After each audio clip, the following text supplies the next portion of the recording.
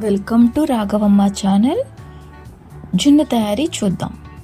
1 glass జున్ను పాలు, 3 గ్లాసులు మామూలు పాలు, 1 గ్లాసు బెల్లం, 1 స్పూను మిరియాల పొడి, 1 స్పూను యాలకుల పొడి. ఒక పెద్ద బౌల్ తీసుకొని ఈ జున్ను పాలు, మామూలు పాలు మొత్తం 4 గ్లాసుల పాలని కలిపి దానిలో 1 గ్లాసు బెల్లం పొడిని వేసి బాగా కలపాలి. ఇప్పుడు దీనిలో మిరియాల పొడి, యాలకుల పొడి వేసి బాగా కలపాలి. ఇప్పుడు ఒక కుక్కర్ తీసుకొని దానిలో గ్లాస్ నీళ్లు పోసి ఇప్పుడు మనం అన్నీ కలిపి ఉంచుకున్న ఆ గిన్నె కుక్కర్లో పెట్టి మూత పెట్టి ఒక 20 నిమిషాలు అలా మీడియం ఫ్లేమ్లో మగ్గనివ్వాలి.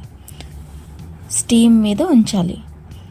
తర్వాత స్టవ్ ఆఫ్ చేసి కుక్కర్ మూత తీస్తే మనకు జున్ను రెడీ అవుతుంది.